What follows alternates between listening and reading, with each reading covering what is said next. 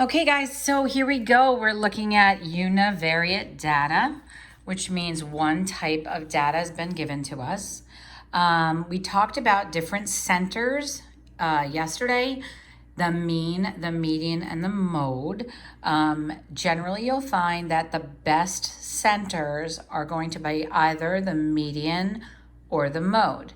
When you have an outlier, it actually causes a shift on your mean. So when you have an outlier, the best thing to use, your best center, is going to be your median. And I showed you that the other day because what ends up happening is if you look at these numbers closely, these are all pretty reasonable, under 100. Then you have this 994.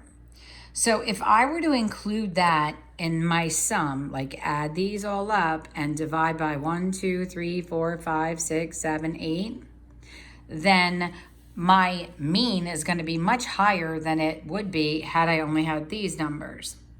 So the first thing we have to be able to do before we can look at the effects on the centers is to make sure you understand what the outlier looks like. And I bet you can get this done with under 3 minutes, all of you. Because all you're really looking for is which number seems furthest away from the general data. So we've got this one maximum piece here. So I'm going to hit that. That's my outlier. Take a look here. See if you can pick it. And this would be an outlier here. And that's lower, right? Okay, so here we go. Find them. Hopefully you picked this one. Oh, the other ones were all in the hundreds. All right, so we've got all these 800, 900s, and then we've got this weird little 49 over here. So he's an outlier. So what you'll do basically is kind of just start moving through and make sure you understand, make sure you understand what an outlier looks like. So that's the first thing you're gonna do, and I think that was gonna just be like a little warm up. I think that's only gonna take a second. The next thing you're going to do is actually, D's here, sorry. You are going to think about what would happen once we remove the outlier. So when you think about the outlier in this data, we talk about the mean. The mean means that you add up them all and you divide by the number of numbers. Now, some of you may actually physically need to add all of these up and then divide by the 1, 2, 3, 4, 5, 6, 7, 8, 9 that you have here. I think it's reasonable to think that if you did not have that number, we would be somewhere in the 30s and 40s here, like somewhere, right? But when we put this number in, it's actually going to make the mean much, much bigger. So with this number built in, the mean is going to be high. But if I take it out, it will actually decrease the mean. It will make it lower, okay? Oh, what was I supposed to do? Highlight the outline. So it's saying if it was removed, would the mean increase or decrease? If the outlier is very high, then it pulled the mean up higher. So if you take it off, it's going to put it back down lower. Okay? Now this one, all of these numbers are pretty high. This is your outlier. If I added all these up and divided by the total number of data, this number 4 would pull the mean down a little. So if I take it out of the picture and just do these guys, then it will increase. So if your outlier is the low and you take it out, then your mean will increase. If your outlier is the high and you take it out, then the mean will decrease and return back to more center. So here is the outlier. If it's calculated in, it's going to pull the mean closer to the higher numbers. If I take it off, it will decrease and move itself right back where it's supposed to be. So all of these in the 600s, 700s, 800s, and this little weirdo, 73, he is going to pull down the mean. If we add all these up, he's going to scooch that number down towards him a little bit. If we take him off, then the mean will go back to more center. That means it'll be in this range of numbers, and this range of numbers is greater than that included in it, okay? All right, so here we go, lowy. If you have a low outlier, it pulls your mean down. If you take it out, it will return it back up. So you will get to mastery on this. I think that some of you will, what starts to happen when you move in a little bit, see, they took them out of order, so they're not just sitting at the high end and the low end now. They're sneaking them in a little. And all of these are in the high 8, 6, 700s. This guy's going to pull it down. If we take him out of the set, then the mean will get higher again, okay? So this is what we're talking about, this very low number. Even though they put it on the right, where high numbers used to be, like if they were in order, 80 is a low number. So it's pulling down the mean. So if you get rid of it, it will increase it, okay? Now, if you're running into issues and you can't figure this out, then add them all up, okay? And divide by the total number. I'm just gonna show you this one time, because this would really take a ridiculous amount of time if we did it all by hand, but I'm gonna show you this one. So we have the numbers 61, 79, 81, 93, 98, 71, 89, 83, 82, 51, 78, 75, and weirdo 603. Okay, here we are.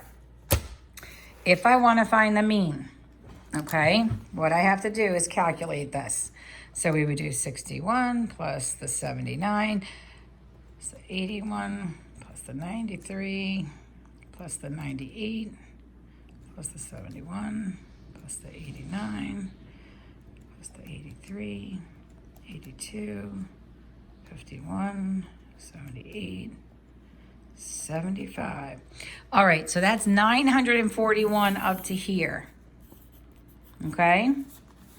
Now, if I add in that 603, it goes up to 1544. Okay, so the sum of all of these was 1544. So that's 1, 2, 3, 4, 5, 6, 7, 8, 9, 10, 11, 12, 13.